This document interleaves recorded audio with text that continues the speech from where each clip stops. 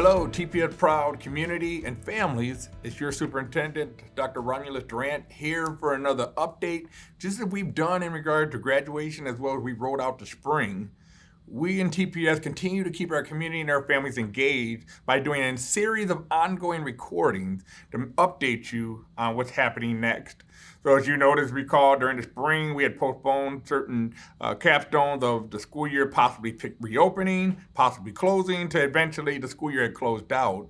But at the same time, more importantly, we had to celebrate and capstone graduates of 2020 in a way it had never done ever before in the history of TPS. But more importantly, rather than us just wait for graduation and the guidelines from the governor and the health department, we were already planning on various options that we would provide for them. When it came down to making a decision and the guideline was given, because we had planned so deeply on each of the options, we gave our graduates 2020 all the options, whether it was virtual, whether it was drive-through, as well as a presentation of diploma. But at the end of the day, they were well-deserving and celebratory opportunity to celebrate and capstone a great school year.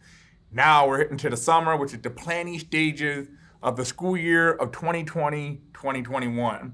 And ultimately, everyone is wondering, how is the school year going to reopen? What are the restrictions? What are the social distance guidelines that the governor and the health department potentially will want?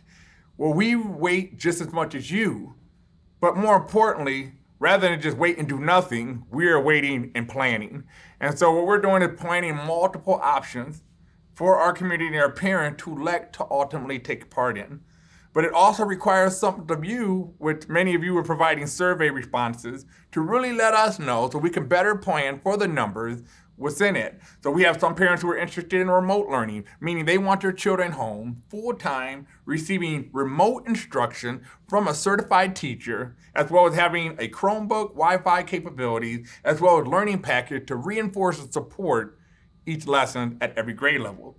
At the same time, there is alternative A and B schedule learning, which means kids are going and they're in front of a teacher full-time, 2 days a week, another day remotely in front of the teacher with an entire classroom remotely.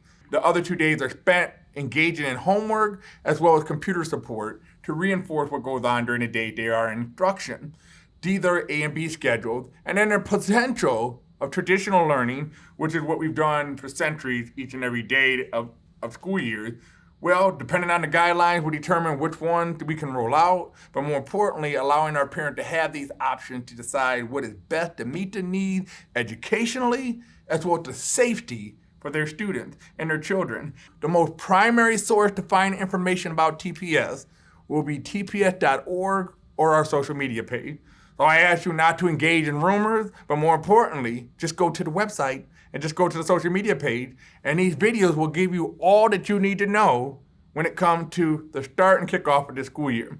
So we're waiting on the governor and Ohio Department of Health to decide. We hear it's going to be somewhat in the beginning of July. Once we have better information, we can officially come out and state what we're going to do. But again, I continue to ask you to be patient, continue to support, continue to be encouraging of your children as well as yourself, continue to be safe, and more importantly, continue to be TPS proud. Thank you.